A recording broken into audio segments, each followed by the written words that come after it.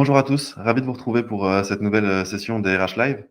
Comme vous le savez, très régulièrement, les jeudis de 13h à 14h, nous abordons les sujets et les thématiques RH qui vous tiennent à cœur dans le cadre de l'Afterwork RH. Nous organisons ces sessions et nous suivons évidemment un programme qui est disponible sur le site afterworkrh.com avec les différentes thématiques qui sont abordées entre ce mois de mai et le mois de janvier 2023.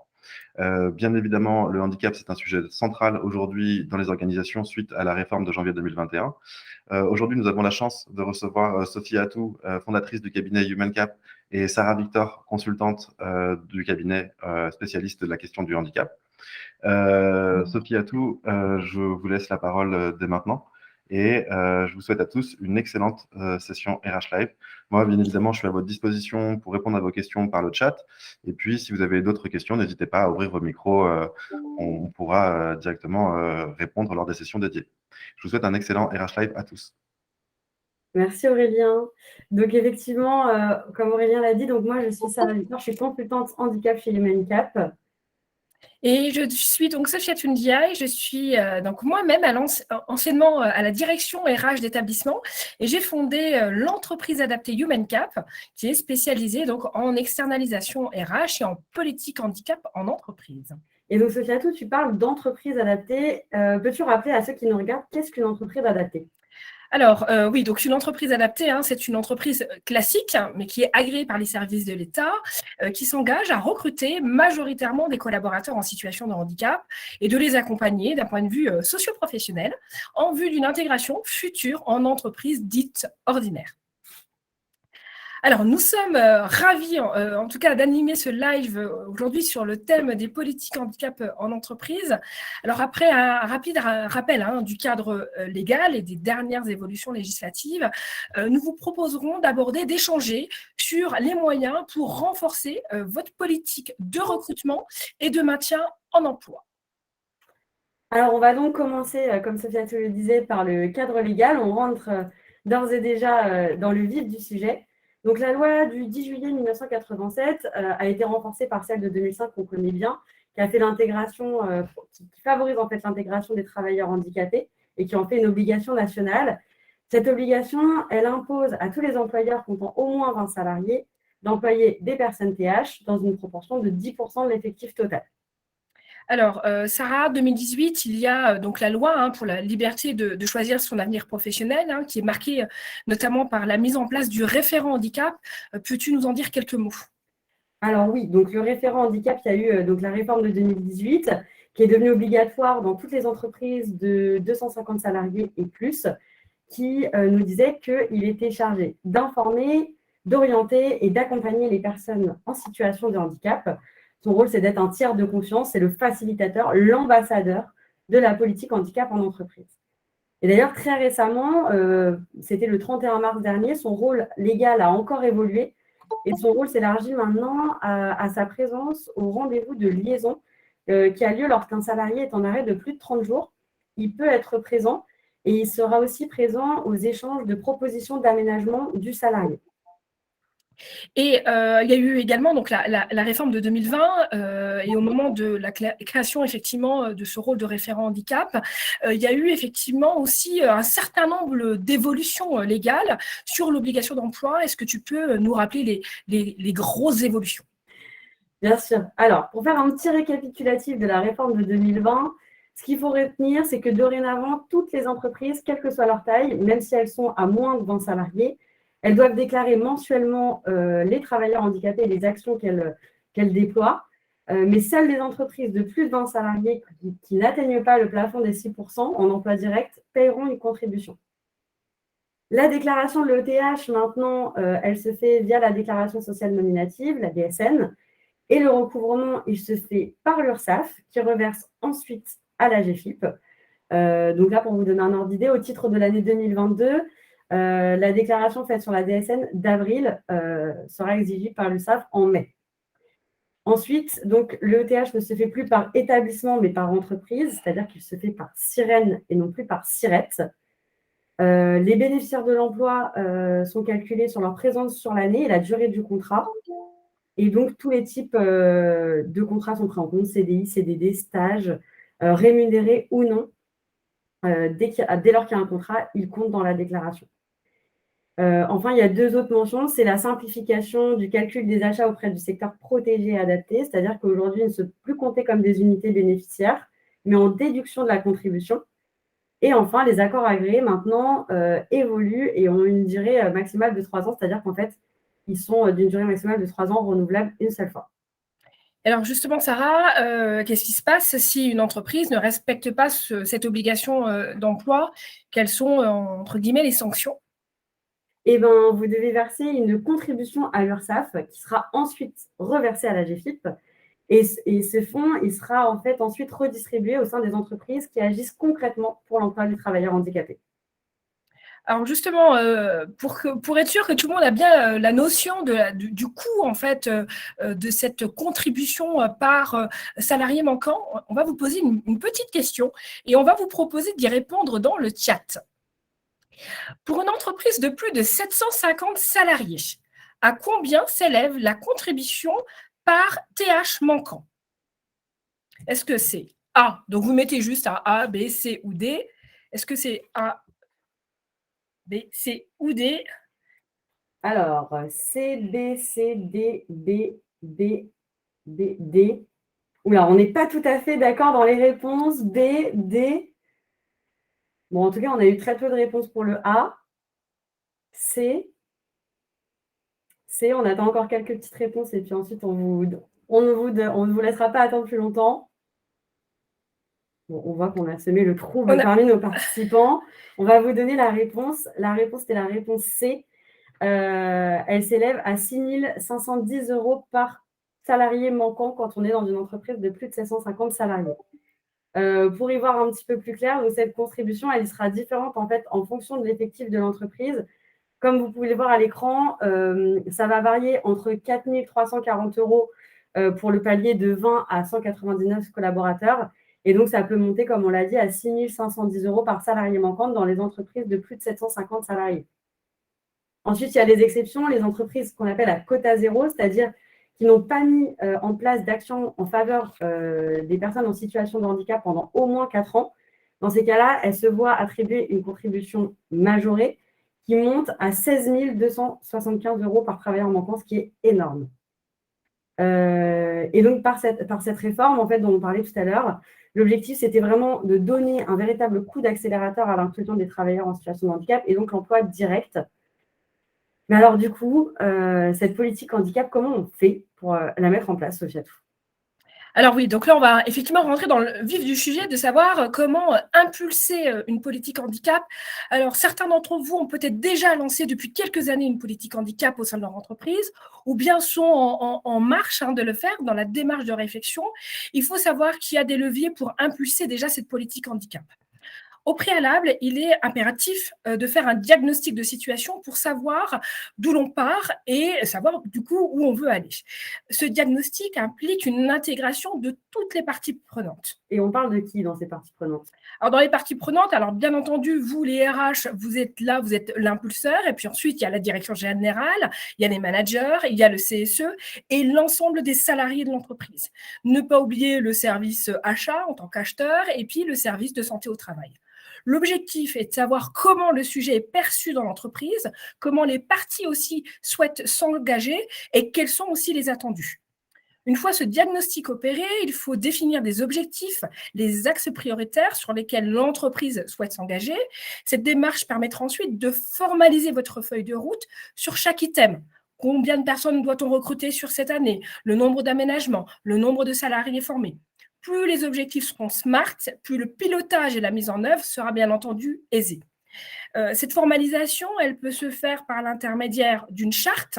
Donc là, on est plutôt sur un engagement unilatéral de l'employeur, sans partie prenante nécessaire du CSE, d'un accord d'entreprise, d'une convention AGFIP ou même d'un accord agréé. Et justement, Sophia Tou, est-ce que tu peux nous en dire un peu plus sur la convention AGFIP et l'accord agréé? En quoi ces dispositifs sont bénéfiques pour impulser une politique handicap? Alors, si on devait d'abord parler de la convention AGFIP, alors juste pour rappeler, c'est un contrat qui est passé entre l'entreprise et la GFIP avec avis du CSE. Cette démarche, elle est intéressante pour une entreprise qui n'a pas encore mené d'action en termes de politique handicap, donc ils sont vraiment dans les prémices. Cette convention, c'est vraiment une amorce de politique handicap. Ça constitue aussi une phase préparatoire en vue d'un accord d'entreprise.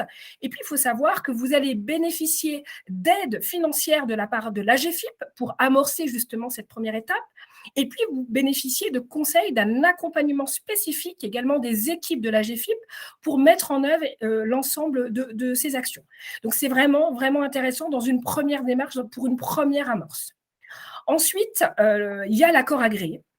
L'accord agréé, là, il est effectivement soit c'est un accord de branche, de groupe ou d'entreprise qui est négocié donc avec vos partenaires sociaux et qui est aussi validé auprès des services de l'État. Alors, il vous oblige, cet accord agréé, à vous engager sur un certain nombre d'actions. Donc, je dis bien oblige, puisque notamment sur la question du plan d'embauche et le plan de maintien en emploi, vous avez des dispositions obligatoires, mais également des actions autour de la sensibilisation et du pilotage. Et c'est vrai que l'accord, c'est un levier d'action non négligeable en termes de recrutement de salariés.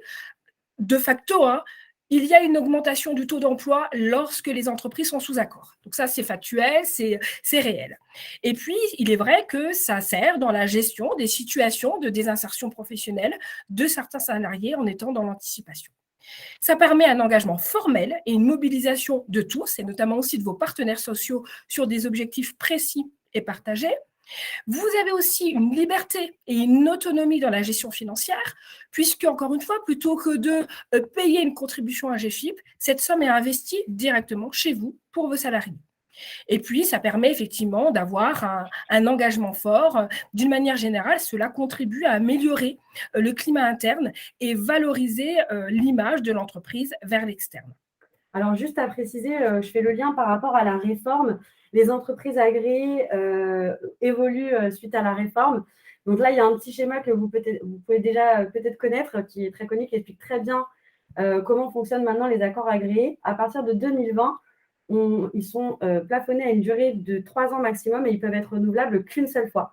Donc, selon votre situation, si vous aviez déjà des accords avant, si c'est votre premier accord à partir de 2020, etc., ça varie, mais l'objectif, c'est que d'ici quelques années, il n'y ait plus d'accord pour vraiment favoriser les politiques handicap et favoriser surtout, une fois de plus, l'emploi direct, qui est vraiment l'objectif numéro 1 de toutes les réformes. Alors justement, Sarah, le recrutement, il faut y aller, il faut le faire, c'est l'objectif de la réforme. Est-ce que tu peux nous dire comment on fait, comment nous aider à identifier les candidats ? Eh bien, tout à fait, je peux faire ça, mais avant d'entrer dans le vif du sujet, vous allez le voir, on adore les petits quiz. Donc, j'ai une nouvelle question pour vous, pour nos participants. Dans le cadre de notre politique diversité, nous recrutons un contrôleur de gestion avec RQTH. Ça, c'est la mention qui apparaît sur une annonce. Est-ce qu'il est possible pour une entreprise de diffuser une annonce avec une mention telle que celle-ci ? Réponse A, oui, pour toutes les entreprises. Réponse B, non, c'est interdit car c'est discriminatoire. Ou réponse C, certaines entreprises le peuvent. Alors, j'ai eu une réponse N. Malheureusement, nous n'avons pas de réponse N, mais on a une très grande majorité de réponses B. On a une réponse C. Une réponse C. Une réponse C. Sinon, BBB. Et sinon, très grande majorité de B. Eh bien, en fait, la réponse, c'est la réponse C. Certaines entreprises le peuvent, mais ce n'est vraiment pas toutes. C'est vraiment les entreprises avec un statut particulier. On pense notamment aux ESAT et aux entreprises adaptées, puisque comme nous avons un statut particulier où en fait on a un engagement beaucoup plus fort que les entreprises à 6%, nous, on peut le spécifier dans nos offres d'emploi. Pour toutes les entreprises qu'on appelle ordinaires, c'est-à-dire les entreprises qui n'ont pas ce statut, dans ces cas-là, il est interdit effectivement et discriminatoire de l'indiquer sur vos offres. Alors à présent, les leviers pour réussir à utiliser en tout cas le recrutement comme une solution dans sa politique handicap, Sarah ? Alors, tout d'abord, le premier levier, c'est de sensibiliser les acteurs de l'entreprise. Donc les managers, le collectif de travail, tout le monde, aux enjeux du handicap. Notamment en expliquant quelles sont les obligations de l'entreprise, quels sont les engagements de l'entreprise, les avantages opérationnels d'avoir une personne en situation de handicap dans les équipes, mais aussi, si c'est possible, pourquoi pas de pouvoir suivre une formation ou une sensibilisation au recrutement inclusif. Également, la communication externe pour valoriser votre marque employeur et ainsi attirer les candidats. Alors ensuite, il y a l'utilisation des job boards. Ça, dans votre quotidien, c'est quelque chose que vous utilisez. Mais il faut savoir qu'il y a à la fois les job boards dits généralistes et les job boards dits un peu plus spécifiques. Sur les job boards généralistes, sachez que vous pouvez identifier des candidats qui sont bénéficiaires de l'obligation d'emploi grâce aux mots-clés, grâce à ce qu'on appelle les recherches booléennes. Donc la mention RQTH, SMS uniquement, travailleurs handicapés ou encore CRP sont des petits mots que vous pouvez utiliser pour identifier ces candidats. Il y a également des éléments de parcours ou des intérêts pour certains sujets, notamment des groupes auxquels les candidats vont être rattachés sur les réseaux sociaux, notamment LinkedIn, qui peuvent vous permettre d'identifier des candidats qui répondent à votre recherche. Ensuite, on l'a dit tout à l'heure, toutes les formes de contrat peuvent vous permettre de répondre à votre obligation d'emploi. Et donc, pourquoi pas mobiliser vos équipes autour de ces dispositifs comme le stage, l'alternance ou encore la PMSMP, donc la période de mise à disposition en entreprise, en fait, qui va permettre d'agir concrètement, de déconstruire les préjugés et les stéréotypes qu'on peut avoir autour de l'emploi des travailleurs en situation de handicap, et ça de manière plus douce que par de l'emploi direct en CDI, parce qu'on va déconstruire petit à petit. Et souvent, on a tendance, quand on recrute, vous allez probablement tous nous dire: «Oui, mais on n'a pas de candidats parce que les candidats, ne répondent pas aux attendus du poste». Et donc là, il ne faut, pas hésiter à mobiliser les dispositifs de POE, donc préparation opérationnelle à l'emploi, ou l'AFPR, qui sont des formations préalables au recrutement, qui sont de très bons leviers pour recruter des candidats bénéficiaires de l'obligation d'emploi. Job board spécialisé, tout à fait. Il y a effectivement, et c'est vrai que je ne l'ai pas cité, mais il y a les job boards spécialisés, ils sont sur la slide et on ne l'a pas abordé. Mais vous avez les job boards spécifiques où vous pouvez identifier des candidats qui sont bénéficiaires de l'obligation d'emploi. Job board gratuit, c'est le job board de l'AGFIP. Les job boards de Pôle emploi aussi, où vous pouvez identifier des candidats. Et puis après, vous avez effectivement tous les autres job boards dédiés aux personnes en situation de handicap. Et il y a certains job boards que vous utilisez probablement tous les jours. Certains ont des filtres pour afficher uniquement les personnes qui ont indiqué avoir une situation de handicap. Comme CV-ADN, par exemple. Ouais. Et donc, enfin, le quatrième levier, Sofiatou. C'est les partenaires, les entreprises adaptées, les ESAT, les établissements spécialisés dans la réadaptation professionnelle, les structures d'insertion par l'activité économique ou encore les associations sont autant de structures qui peuvent faire une mise en relation entre candidats en recherche d'une activité et vous, entreprise. Alors Sarah, une fois qu'on a identifié notre candidat, peux-tu nous rappeler les éléments à faire et à éviter, notamment en entretien? Oui, c'est très important parce qu'arrivé en entretien, c'est là que tout se joue. Donc, la première chose à avoir en tête, c'est que la nature du handicap est couverte par le secret médical. Et donc, de fait, malgré notre rôle de RH, on n'interroge jamais un candidat sur sa pathologie, ni la nature de son traitement ou encore l'origine de son handicap. Et surtout, cela nous permettra de ne pas tirer de conclusions hâtives sur ses capacités en se disant tiens, il a telle pathologie, dans ces cas-là, il ne pourra pas faire ça. Donc tout ça, on évite, on ne parle pas pathologie, on ne tire pas de conclusion et on ne parle pas traitement ou handicap en tant que tel. Mais à la limite, ce qu'on peut faire, c'est plutôt de prendre l'habitude de demander si la personne elle a besoin d'un aménagement de poste spécifique, si elle a besoin des besoins particuliers de manière générale sur son poste. Et aussi, doit être discutée la question éventuelle des restrictions par rapport au poste à pourvoir, qui dans ces cas-là va amener à un aménagement de poste et on y reviendra tout à l'heure. Pour encourager le candidat, on peut l'interroger aussi, par exemple, sur les moyens qu'il met en place dans son quotidien pour compenser ses difficultés si jamais il n'est pas forcément en mesure de les exposer par rapport au poste en question. D'ailleurs, Humanca vous conseille, lorsqu'une personne aborde son handicap sur son CV ou en entretien, d'intégrer le référent handicap au processus, et cela même si le candidat n'a pas spécifié de besoin spécifique d'aménagement. D'ailleurs, Sofiatou, en parlant de confidentialité, petite question pour nos participants. Une fois de plus, un petit quiz. Donc, on imagine Paul, commercial, qui nous annonce en toute confidentialité son statut RQTH au moment de la prise de poste. Il nous annonce qu'il est épileptique et qu'il a eu une dernière crise il y a 10 ans. Que faites-vous? Réponse A, vous informez le manager du statut RQTH. Réponse B, vous informez les collègues de travail du statut RQTH. Réponse C, vous informez l'équipe de la pathologie de Paul. Ou réponse D, vous mettez fin à la période d'essai car elle est incompatible avec le métier. Ça peut être toutes les réponses, ça peut être aussi aucune réponse. À vous de nous dire. On a beaucoup de réponses réponse A ou B, beaucoup de réponses A. Exactement. Il y a beaucoup de réponses à cette question. Et il y a une question également qui a été posée par Eugénie, et merci pour la question, Eugénie, à propos du nom des différents job boards. Le temps que chacun puisse répondre à ce quiz, Oui. est-ce que vous avez, par exemple, des noms de job boards qui vous viennent spontanément, qui sont spécialisés évidemment dans la question du handicap? Alors, il y a Handicap Job. Alors, comme je disais, il y a le site de l'AGFIP. Vous avez Handicap Job. Vous avez, alors, il y a le salon Hello Handicap qui permet aussi au cours du salon de pouvoir accéder à la CVTech. Ensuite, est-ce qu'il y en a d'autres? Il y a CV Aden aussi qui permet de faire certains filtres. Et ensuite, c'est aussi l'utilisation de job board général, pas forcément spécialisé, mais avec les bons mots-clés. Parce que les travailleurs handicapés ne vont pas forcément sur des job boards spécialisés. Si nous, on ne les connaît pas, eux ne les connaîtront pas forcément. Ceux qu'on vous a cités sont vraiment les principaux où on retrouve des candidats de qualité. Donc, c'est fini. Et Steph connaissait cette fille. Donc, un jour, il y a quelques années, 2-3 ans, elle avait vu un message sur LinkedIn. Mais rien de méchant, ça lui... Ah, je pense qu'on a eu une petite erreur de la part d'un participant. Exactement, il y a eu une ouverture intempestive de micro, mais ça a été géré. D'accord.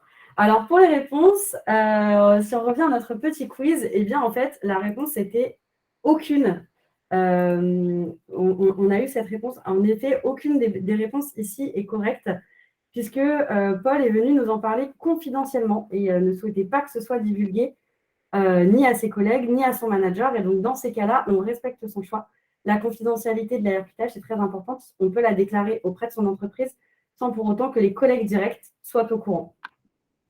Et sur un petit point sur la question de la rupture de la période d'essai, attention, pour toute question liée à la santé, on ne peut pas préjuger de l'aptitude ou de l'inaptitude du candidat au poste. Donc, c'est renvoi vers le médecin du travail qui décidera de l'aptitude ou pas du collaborateur à tenir le poste. Alors, Sarah, est-ce que tu peux nous donner des conseils sur l'intégration pour réussir à l'intégration des candidats? Oui, bien sûr. Alors, l'intégration d'une personne, d'ailleurs, situation de handicap ou pas, commence avant même son premier jour au sein de l'entreprise. Il y a quand même quelques spécificités pour les personnes qui sont reconnues travailleurs handicapés, notamment donc, si lors de l'entretien, la personne elle a demandé un aménagement de poste, dans ces cas-là, il est nécessaire de commencer à préparer l'arrivée en termes d'organisation de travail, donc déjà individuel, mais aussi collectif par rapport au reste du travail. Et mobiliser éventuellement les aides en lien avec le référent handicap, si jamais vous en avez un au sein de votre entreprise, pour financer l'aménagement de poste. En outre, c'est aussi important de connaître le positionnement de la personne quant au rapport au collectif, de savoir quelles informations peuvent être partagées ou non, et donc de savoir si on doit sensibiliser en amont ou non l'équipe de travail.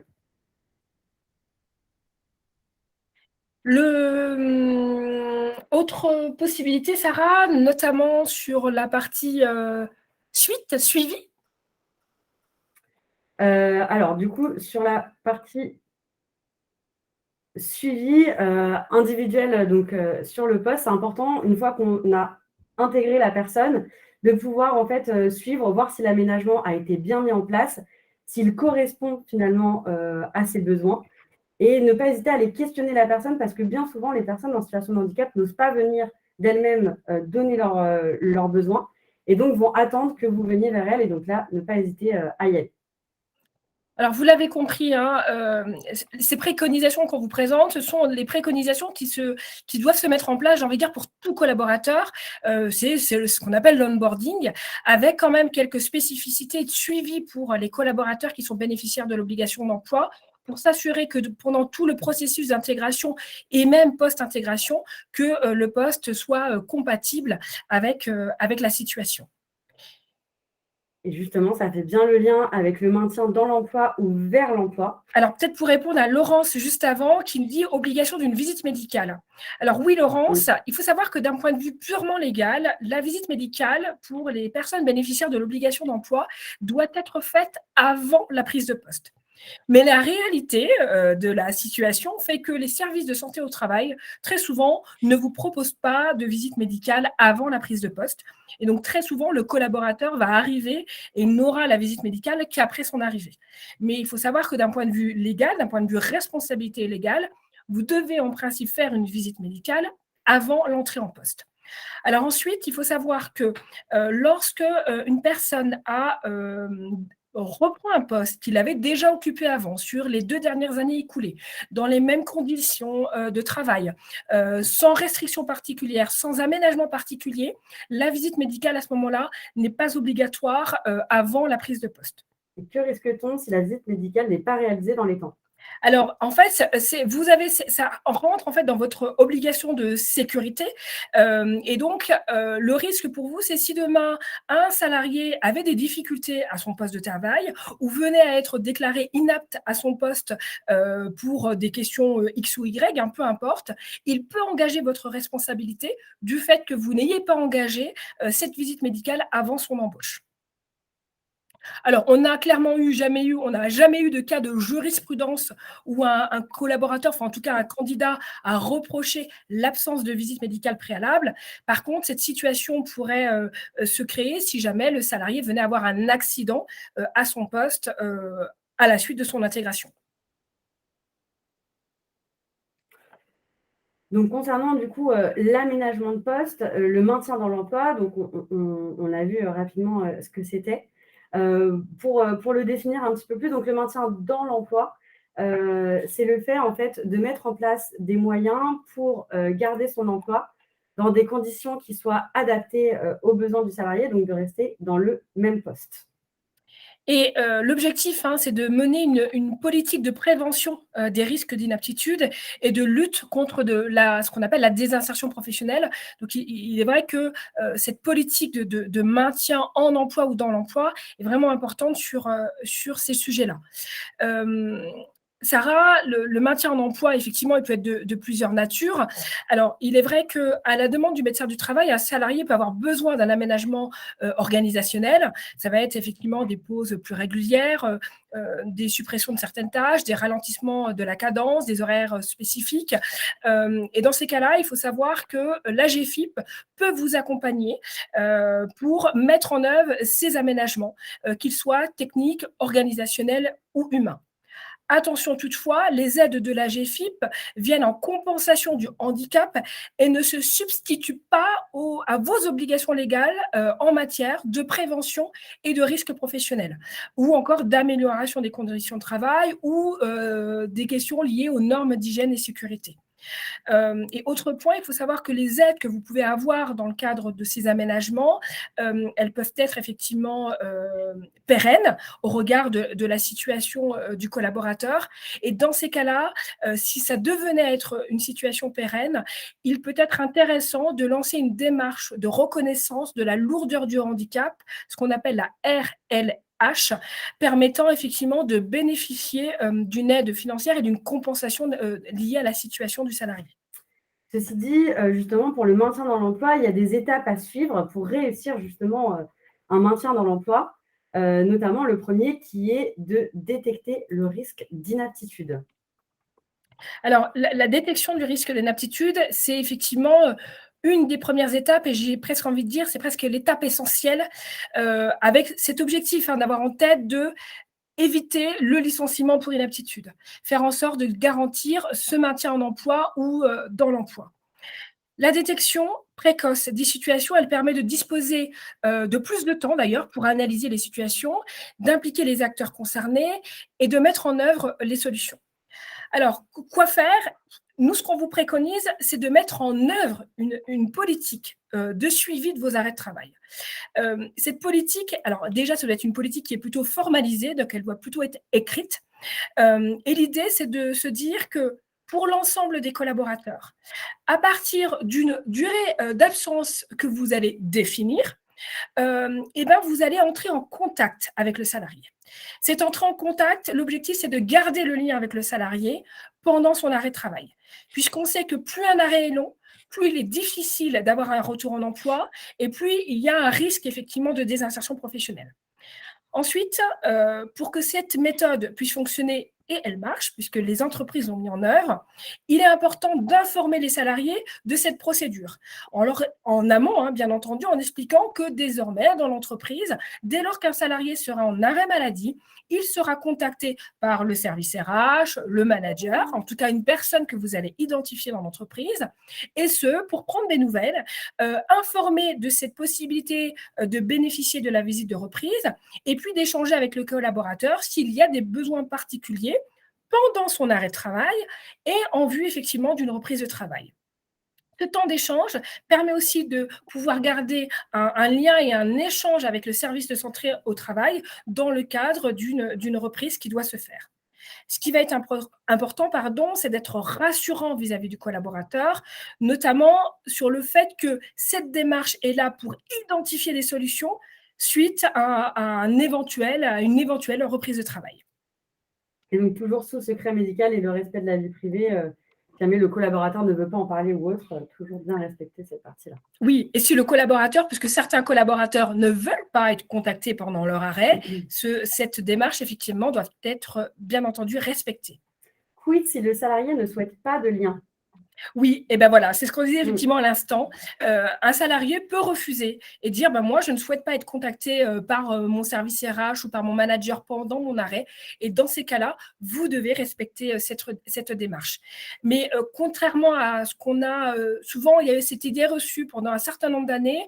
On se disait que l'employeur ne pouvait pas contacter le salarié pendant l'arrêt maladie, ce qui n'est absolument pas le cas. En revanche, on n'appelle pas le salarié pour parler travail. Et c'est vrai qu'il y a eu des études qui ont été faites et qui ont montré que justement les salariés étaient assez perturbés de ne pas être contactés pendant longtemps durant leur arrêt. Alors, petite question sur l'aménagement. Concrètement, à partir du moment où un praticien qui suit le salarié sous RQTH recommande fortement le télétravail, quelle est la démarche pour mettre en œuvre cette préconisation? Alors, il faut savoir qu'à partir du moment où vous avez une recommandation du médecin du travail qui demande la mise en place du télétravail et que c'est techniquement possible dans votre entreprise, vous êtes tenu de le mettre en place puisque ça fait partie de votre obligation de sécurité vis-à-vis du collaborateur. Ensuite, la démarche de mise en œuvre du télétravail va dépendre de est-ce que vous avez défini une charte télétravail ou est-ce qu'il y existe un accord télétravail au sein de votre structure ou pas? Soit il existe une procédure et auquel cas elle va se mettre en application, j'ai envie de dire comme l'ensemble des salariés, si ce n'est que l'aménagement du poste de télétravail du collaborateur devra être assuré au même titre que vous allez le faire au sein de l'entreprise. Pour ce faire, et s'il y a besoin, vous pouvez solliciter les équipes de Cap Emploi qui vont vous aider à monter une demande, notamment de financement, pour assurer cet aménagement du poste de télétravail au domicile du salarié. À savoir que dans le cas exposé, c'est le praticien du salarié qui le recommande et la médecine du travail l'a juste acté. D'accord. Alors, à partir du moment où effectivement le médecin du travail l'acte, c'est la décision du médecin du travail qui prévaut. Hein. C'est-à-dire qu'un médecin traitant peut donner une préconisation, pour autant, elle n'engage pas l'employeur. En revanche, à partir du moment où le médecin du travail acte cette nécessité, vous devez effectivement la mettre en place. Bien entendu, une fois que ces dispositions sont mises en œuvre, il faut vous assurer que ça répond au mode de fonctionnement du collaborateur de façon réelle, qu'il n'y a pas de perturbation et que ça n'a pas un impact aussi sur l'activité professionnelle telle qu'elle est attendue. Auquel cas, parce qu'il est possible qu'il y ait une recommandation du médecin du travail et que finalement, ça ne fonctionne pas. Et auquel cas, il faut revoir le médecin et voir peut-être un nouvel aménagement de poste, envisager pourquoi pas le temps partiel, peut-être une invalidité. Enfin voilà, il y a d'autres dispositifs qui peuvent être mis en œuvre si toutefois ça devait ne pas marcher. D'ailleurs, ça fait bien le lien avec la phase 2 qui est aussi très importante, c'est la phase d'analyse. Dans une phase de maintien dans l'emploi, c'est important d'analyser l'environnement de travail, d'analyser la situation et de rechercher des solutions. Sur cette phase-là, c'est important en fait qu'il y ait une vision la plus large possible de la situation et donc d'impliquer un maximum de parties prenantes, que ce soit vous, les RH, les référents handicap, le manager, les SST, pourquoi pas Cap Emploi, qui est un organisme extérieur, mais qui a une bonne visibilité et une bonne connaissance des aménagements de poste.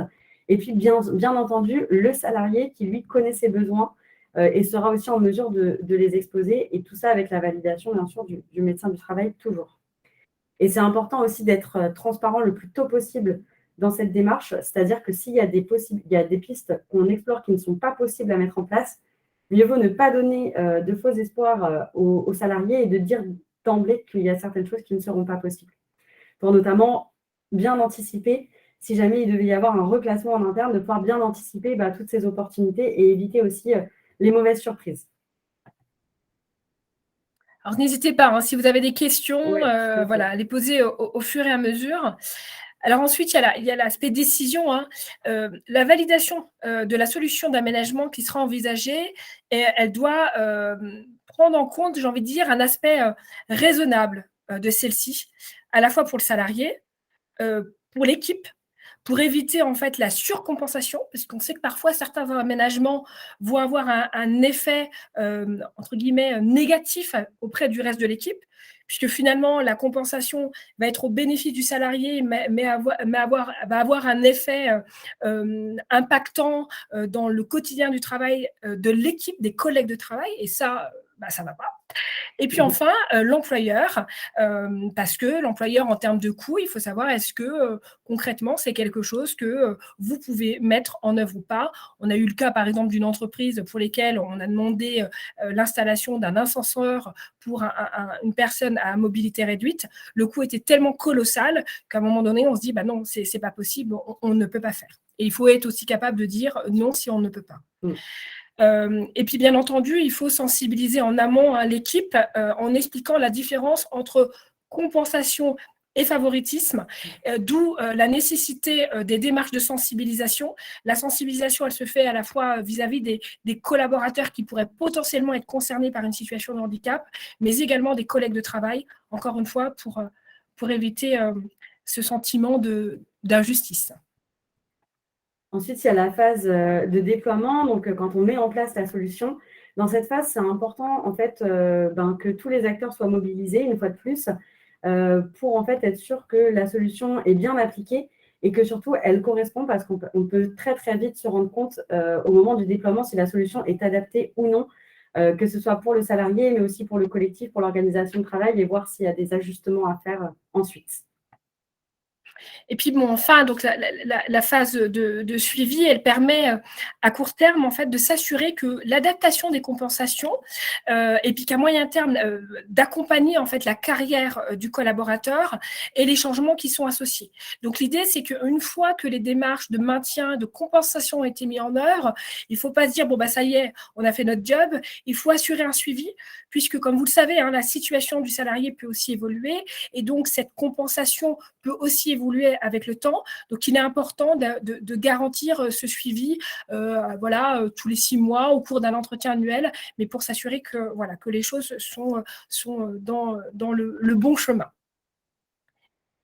Alors, nous avons Karim qui nous dit, en complément, la médecine du travail renvoie sur le pôle handicap qui renvoie lui-même sur le service encadrant et enclin à accepter vu la compatibilité avec le travail effectué. Dans ce cas-là, il faut le mettre en place. Si tout le monde est d'accord côté médecine du travail et encadrant, autant pouvoir en bénéficier. Oui, et puis c'est important effectivement, comme on le disait au tout début, d'impliquer toutes les parties prenantes, puisque il faut que la situation mise en œuvre ne surprenne, j'ai envie de dire, aucune partie, puisque si une partie est prise à défaut, nécessairement, ça sera compliqué de mettre en œuvre la solution de façon aisée.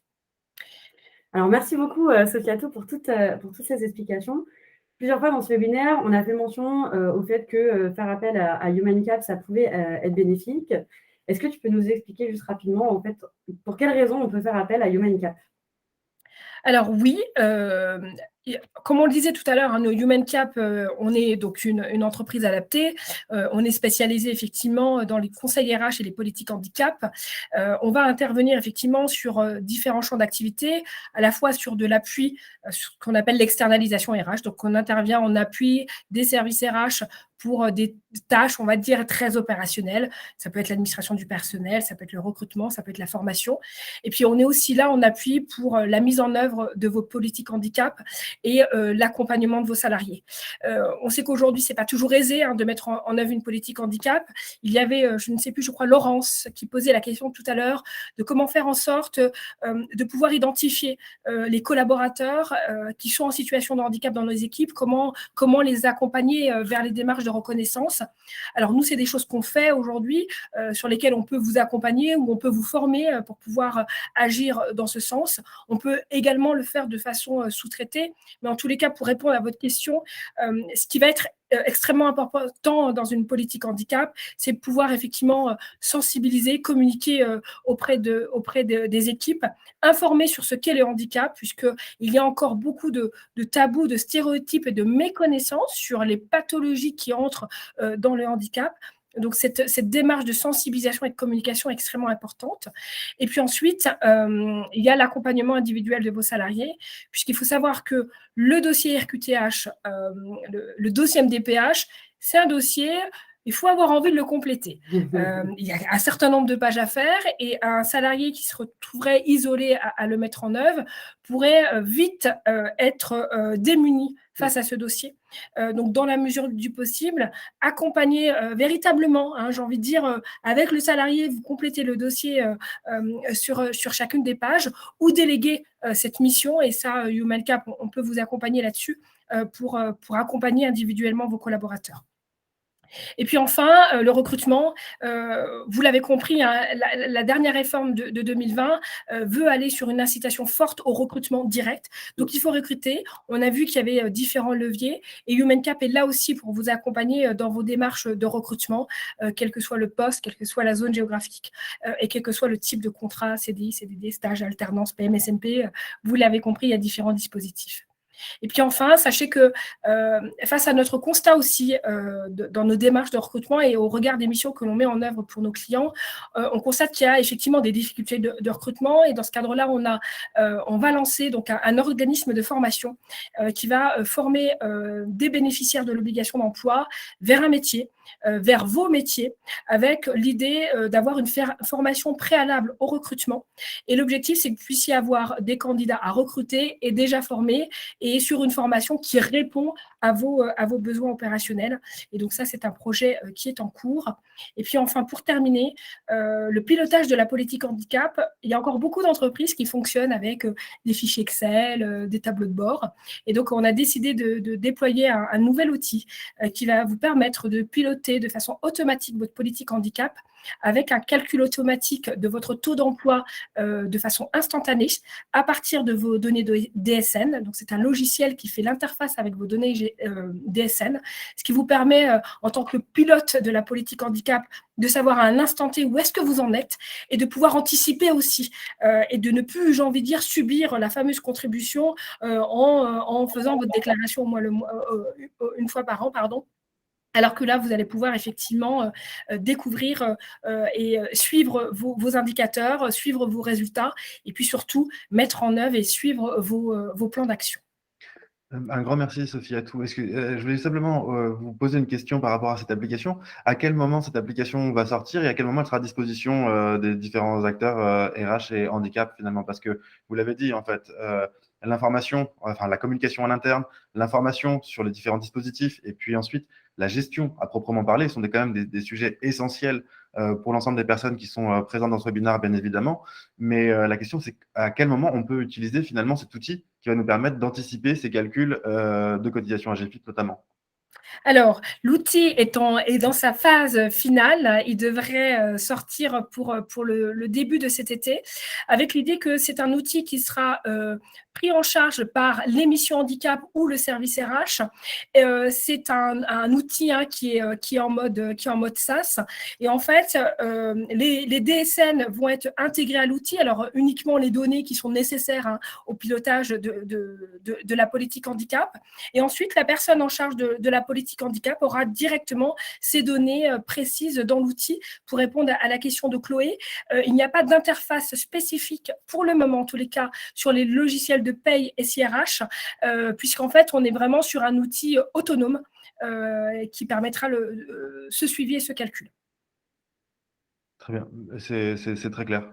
Et un grand merci, avant de passer à cette session de questions-réponses, Sophie Atou, Sarah, un grand merci pour l'ensemble de ces informations, pour ces précisions, pour les réponses également que vous avez pu amener aux différents participants. Il y a eu des questions très concrètes, très précises sur les aménagements de poste, sur le fonctionnement de manière générale dans le cadre du recrutement. C'était très clair. Et maintenant, ce que j'invite tout à chacun à faire, c'est évidemment poser vos questions à nos deux expertes de la thématique du handicap, très clairement, parce que, à mon avis, ça peut être tout à fait, euh, bénéfique pour vous que d'avoir leurs conseils en direct après cette heure d'information autour de la question du handicap. Et d'ailleurs, je vois qu'on a d'ores et déjà une question de Karine qui demande s'il est possible d'avoir cette présentation pour sa direction chez Mitsubishi Electric Europe. Alors, pour répondre, je me permets de répondre rapidement, Sophie, à cette question. Oui. Vous recevrez donc l'ensemble de cette intervention directement sur votre boîte mail avec un lien vidéo YouTube, bien évidemment. Vous retrouverez également l'ensemble des coordonnées de Sophie Atou et de Sarah dans la description de cette vidéo, juste en dessous de votre écran YouTube. Et bien évidemment, vous recevrez dans le cadre de ces différentes communications les coordonnées qui vous permettront de recontacter l'équipe de HumanCap. Donc, bien évidemment, vous aurez accès à l'ensemble de ces éléments. Et je complète également avec la possibilité pour vous et pour les personnes qui ont adhéré à l'Afterwork RH de retrouver l'ensemble de ces informations directement via l'application mobile disponible sur vos stores, Google Play et App Store. Donc, vous avez une multitude de canaux pour retrouver à la fois cette intervention, mais également les coordonnées de Sophie Atou et de Sarah pour mettre en œuvre les différentes prestats qui ont été évoquées ici, à la fois le conseil sur la communication en interne, sur la gestion, et accéder également à cet outil qui calcule les différentes cotisations AGFIP que vous auriez à avoir. Laurence nous pose une question et indique… oui, donc Laurence, absolument Laurence, je vous ai vu connecter puis déconnecter. Alors absolument, comme je le disais à l'instant, vous aurez accès à l'ensemble de la vidéo et des éléments, notamment la retranscription via notre chaîne YouTube Afterwork RH sur youtube.com et à travers l'application mobile qui est disponible sur vos stores, App Store et Google Play. Vous avez simplement à taper Afterwork RH et vous pouvez télécharger l'application qui vous donne accès déjà à ce replay et à cette présentation, mais également à l'ensemble des éléments de formation et de cours disponibles sur l'application. Est-ce que vous avez… Aurélien, oui. Est-ce que HumanCap accompagne également les entreprises basées à l'étranger ou est-ce que c'est uniquement celles établies en France ? Il y a la spécificité de la législation qui se pose. Alors oui, pour répondre à cette question, on accompagne plutôt des entreprises qui sont basées en France, mais on a effectivement des entreprises qui sont multinationales avec des entités à l'étranger. À titre d'exemple, on a fait des formations de managers dont les managers étaient basés aux États-Unis, au Canada et je ne sais plus où. Aux États-Unis, oui, c'est un peu partout. Voilà. Mais il est vrai qu'on a quand même une spécialisation sur la législation française. Bien sûr, et c'est vrai que la législation française impose notamment un certain nombre de cotisations. On l'a vu notamment tout au long de cette présentation. Et après, vous avez quand même une expertise et ce qui ressort sur l'adaptation des postes de travail, sur les politiques à mener, sur même les process à mettre en place dans le cadre d'une intégration de personnes en situation de handicap. Et finalement, que l'on soit en France ou que l'on soit à l'international, ce sont des pratiques et des bonnes pratiques qui peuvent être harmonisées pour tous les collaborateurs finalement qui souhaitent bénéficier de ces aménagements et les entreprises qui souhaitent accueillir des personnes en situation de handicap. Exactement, puisque c'est effectivement des actions qui sont tout à fait transposables. Et puis après, j'ai envie de dire, à partir du moment où on se retrouve dans une situation d'une entreprise internationale avec une législation particulière, il faudra simplement s'imprégner de la législation. Mais en tous les cas, la méthodologie de mise en œuvre reste globalement la même. Tout à fait. Et Alix demande ce qu'il en est par rapport à la Belgique, mais j'imagine peut-être, je ne sais pas si vous avez cette info, mais au niveau européen, il y a peut-être eu des obligations pour les entreprises ou est-ce qu'il y a une politique? C'est une vraie question ouverte que Alix introduit avec sa question sur la Belgique. Finalement, est-ce qu'au niveau européen, il y a des dispositions ou des textes qui viennent encadrer en tout cas l'emploi de personnes en situation de handicap? Alors, il faut savoir que, vous savez, au mois de novembre, chaque année, il y a la fameuse semaine européenne pour l'emploi des personnes en situation de handicap, puisqu'effectivement, il y a une politique européenne qui implique que les entreprises effectivement européennes puissent s'engager et s'engagent sur effectivement l'emploi des personnes en situation de handicap. Après, chaque pays va avoir sa propre politique et son propre mode d'organisation. Maintenant, il est vrai qu'il y a, malgré tout, d'un point de vue européen, une volonté commune en termes d'engagement vis-à-vis des politiques publiques. Après, la législation effectivement locale entreprise va différer d'une entreprise à une autre. Je crois que l'Allemagne, je n'ai pas les choses clairement en tête, donc je ne vais pas vous dire de bêtises, mais l'Allemagne est quand même assez proche de la politique française en matière de handicap. Après, là où il va y avoir quand même des grosses différenciations, parce que même si on est sur une politique européenne, la politique va être quand même très centrée sur les personnes en situation de handicap aident à titre privé, dans la vie sociale, et pas tant dans la politique entreprise. C'est là où il va plutôt avoir une harmonisation. C'est ça, dans les droits des personnes en situation de handicap. C'est ça, dans les droits, dans la vie de tous les jours, quoi. D'accord. Ok, c'est très clair. Merci beaucoup. Est-ce que vous avez, et Alix vous remercie également, est-ce que vous avez peut-être d'autres questions sur les situations que vous rencontrez directement dans les entreprises? Est-ce que vous souhaitez peut-être amener des situations, des sujets ou des questions précises que vous pourriez avoir sur la mise en place d'un recrutement notamment ou y a-t-il des spécificités notamment liées au recrutement d'un alternant, Sophie Atou ou Sarah? En fait, c'est vrai qu'on entend beaucoup parler des dispositifs d'État, un jeune, une solution. Est-ce qu'il y a des dispositifs spécifiques liés à l'alternance, par exemple? Alors, lié à l'alternance, il faut savoir que dans le cadre des dernières réformes, il y a une nouveauté aussi, c'est le référent handicap en CFA.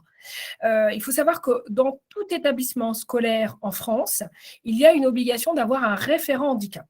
Ce référent handicap est là pour accompagner les étudiants dans leur parcours d'apprentissage, que ce soit universitaire ou école. Et ces référents handicap, ce sont des vrais interlocuteurs pour les entreprises, puisque dans vos démarches de recrutement, vous pouvez tout à fait aller solliciter le référent handicap, puisque de toute façon, il est obligatoire. Et ce référent handicap sera là pour vous proposer des candidats. Puisque c'est vrai que tout à l'heure, quand on a parlé de l'aspect job board, on a dit on diffuse des annonces, mais je vous conseille sur la partie alternance d'aller dans vos écoles cibles et les écoles qui vous intéressent, vos écoles partenaires, de solliciter le référent handicap, demander à entrer en contact avec le référent handicap, qui a connaissance de l'ensemble des étudiants en situation de handicap et qui peut assurer cette mise en relation entre vous et les candidats. Ensuite, pour le reste, effectivement, il y a des aides qui peuvent être octroyées à la fois au titre de l'embauche d'un alternant.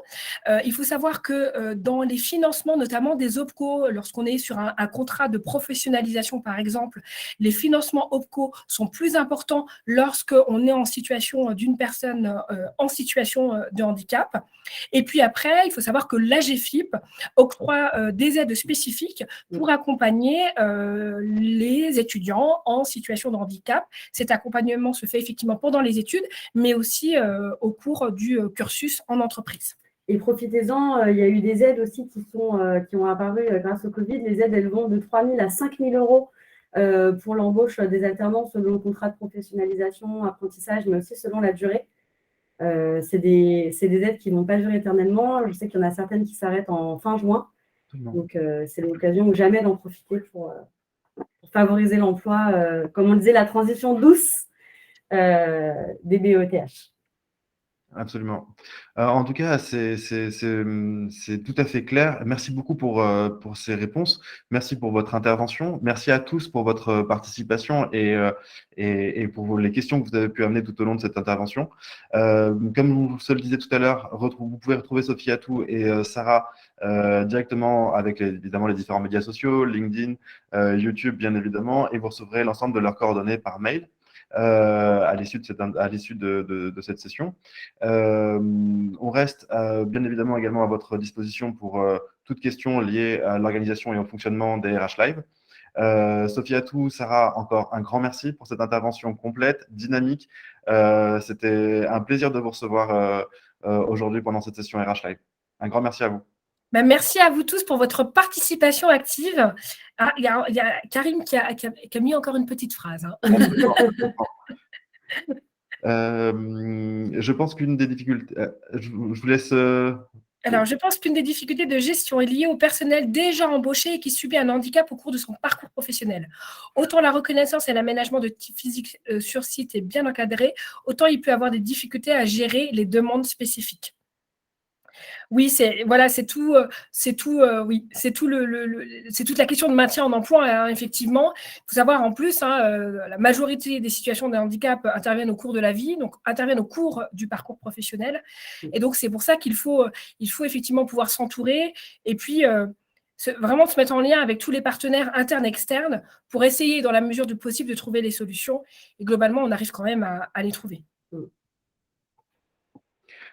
Et vous avez un grand merci de la part de Karim. Ben, merci en tout cas à tous, merci pour votre participation active. Et merci Aurélien, merci à l'Afterwork RH. Avec grand plaisir, et on se retrouve prochainement pour une prochaine édition du RH Live. Et puis, Sophie Atou, Sarah, vous êtes les bienvenus quand vous le souhaitez pour une nouvelle intervention, certainement en fin d'année dans le cadre de cette semaine européenne en faveur des politiques handicap. Ce sera un plaisir de vous recevoir à nouveau. Et quant à moi, je vous dis à bientôt lors d'un prochain RH Live. À très bientôt à tous. Merci. Au revoir. Au revoir.